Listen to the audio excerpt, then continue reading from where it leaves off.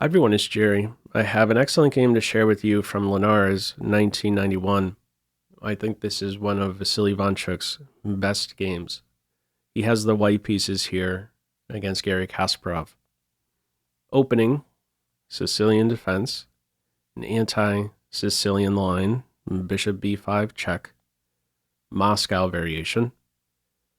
Knight d7 follows, d4, knight f6, and from here it's castles. Gives black an opportunity to swipe the e4 pawn. Black does not take. Most popular move here is knight c3, defending e4. Why not play knight c3 here? Well, I believe white already has in mind playing with the c pawn. If you play knight c3, c pawn is stuck on home base. So the arrangement white wants to get in is first c4, and only then knight c3. So there's a bit of a lag with the queen knight. Castles in this position. C takes d follows. Where is white's compensation if black picks up the pawn? I want to give you a taste. This is how play can develop. Rook e1, capture on c5, and this is a nice aggressive follow-up. Ties in well with the Rook e1 tempo on the knight. There's a potential problem in the air here on these light squares for black. Tricks in the air. For example, h6, knight takes f7 is already considered a winning shot. Bishop c4 to follow, and working on these light squares. Also a6, you're kicking the bishop to an even better diagonal. More tricks in the air with such a line. And even with e6, queen e2 with knight takes f7, queen takes e6 is in the air. Black is not interested in giving white these this type of piece play. So no knight takes e4, c takes d4, queen takes d4, bishop questioned, bishop for knight exchange, other bishop deployed, and it's immediately questioned. Computer doesn't like that. It says go with e6. Kasparov knows what he's signing up for in playing h6. We have an interesting imbalance on board. Not only are we looking at this structure here, but it's a two knights versus two bishops battle. And really, I would say a model game for this particular structure. Let's see how it is handled. C-pawn plays, only now, knight c3, rook c8, and from here, king h1. So the top two moves, computers pointing out throw a rook on the c or d file. King h1, what's going on with king to h1? Maybe in a way it's a waiting move. Let's see what black's next move is going to be before I make any serious commitment. It's healthy, for sure, king h1.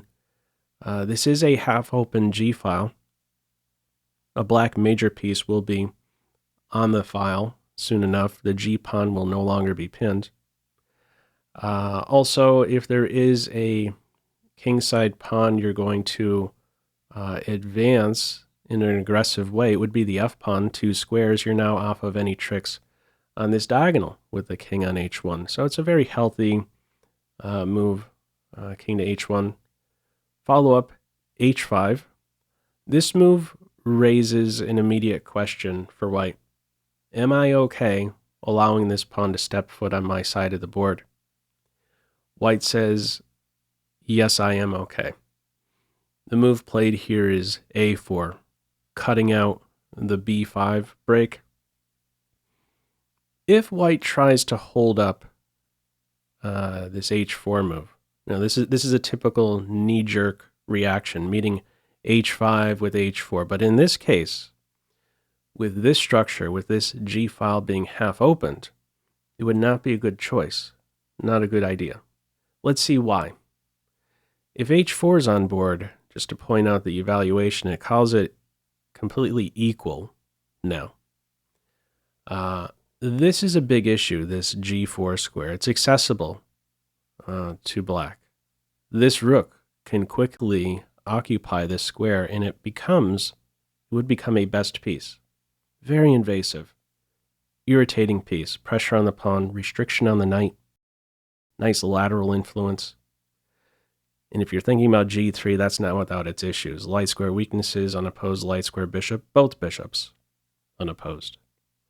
Not a good idea to allow this type of post for the rook. You have to take some more care over these G-file squares with the G-file half opened. It's A4 here. Kasparov advances yet again, raising another question for white. Am I okay allowing this pawn to get to H3? No. That would be, you'd really be asking for trouble allowing the pawn to get to H3. You start to see the queen one day getting to G2 for mate. Also back rank issues. This pawn has gone far enough. H3 on board here. Follow up bishop E7.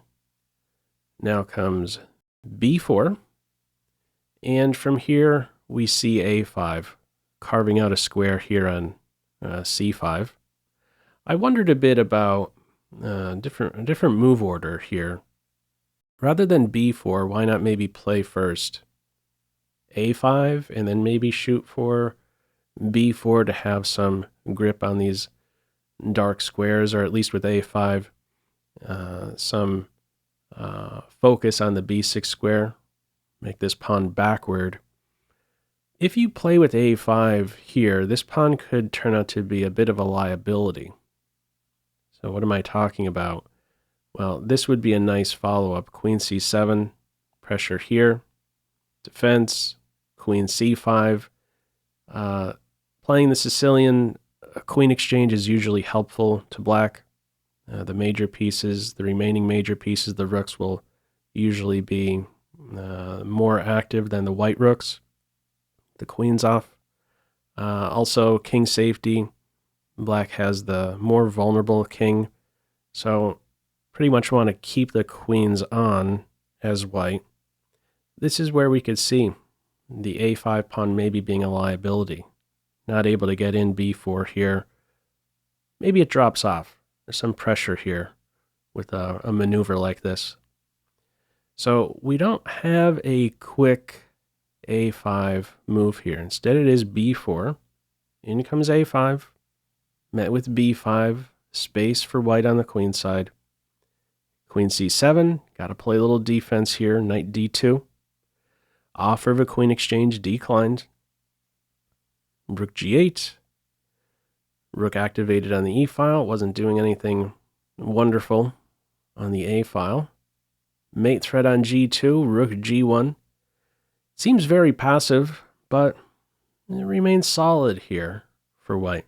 Eventually black is going to run out of ways to make pressing moves.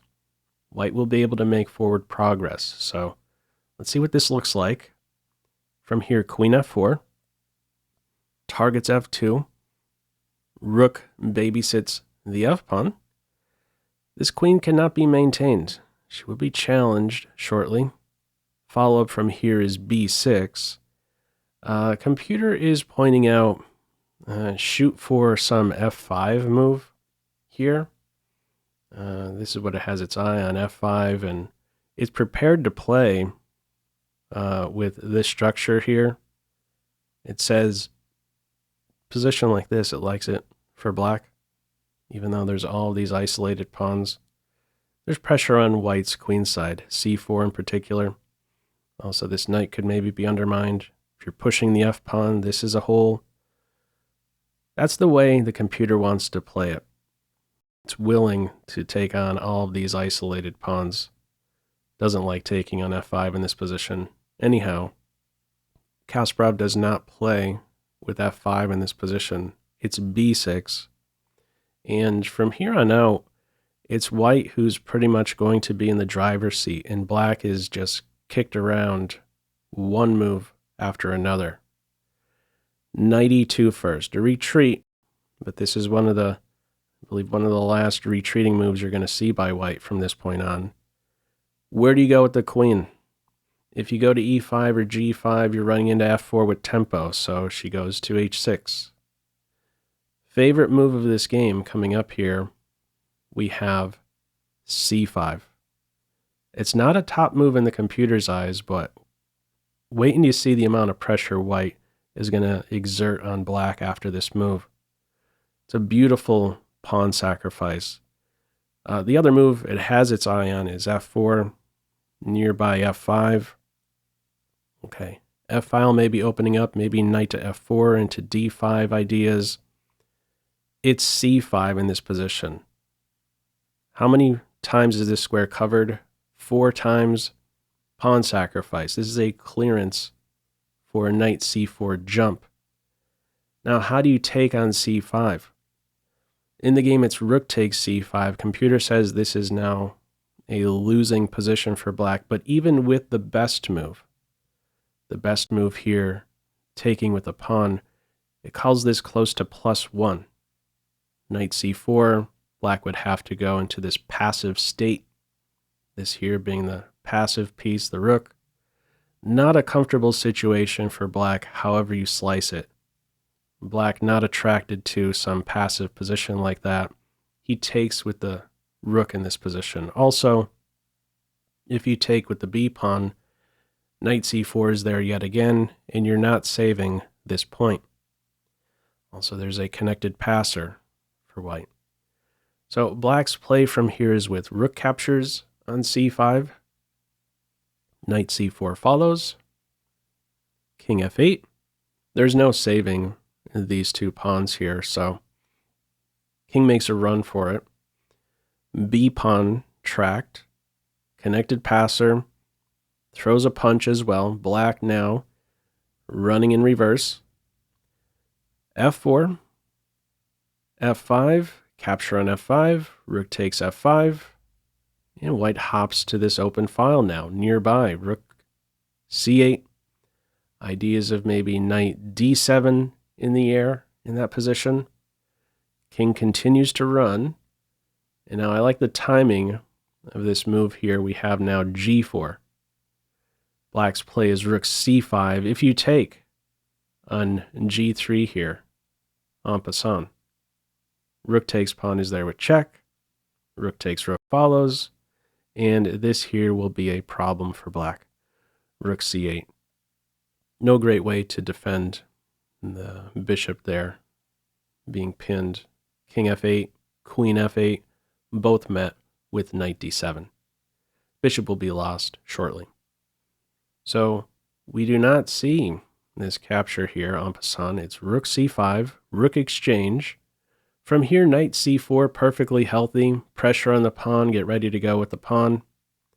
b6, b7, blockade c5 as well, but forward move. Initiative here, knight c8, pinpointing this weak bishop, this unprotected bishop. Runs in reverse here, bishop f8, back home. This now paves the way for queen d8. What are you supposed to do with this bishop? There's now no defending this piece. Black is completely on his back foot. Black tries to go on the offensive with his next few moves. Queen g6, trying to do something on this diagonal. If you take the bishop here in the game, this diagonal here is shut right down with f5. If you take the bishop, this would be a draw. This would let black off the hook.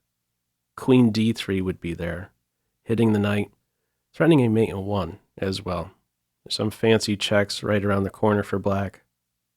Perpetual ideas, it calls this equal.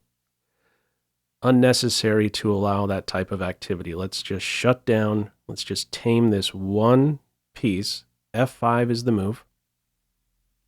Follow up from here is queen h6. If you take the pawn, you end up in a pin.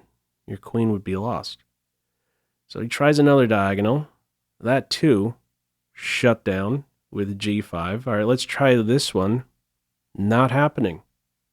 This queen is officially tamed. From here, it's the capture on f5. Knight f4. Where do you go with the queen? If you go to h7, queen f6 is checkmate. Queen goes all the way back. In comes queen f6 check, king h7, and after rook captures h4, after this removal of black's invasive pawn, Kasparov resigns. It's checkmate next. Only move is to block, and either piece capture will be checkmate. Look at this final position. Not a single black pawn or piece on white side of the board, and black's most advanced piece is the king here on the 7th rank. Everything else huddled up here on rank 8. I don't think you're going to find many games by Kasparov where he goes down in defeat in such a fashion, all bottled up here with zero counterplay whatsoever. Crushing defeat here by Ivanchuk. Anyhow, what are your thoughts on this one?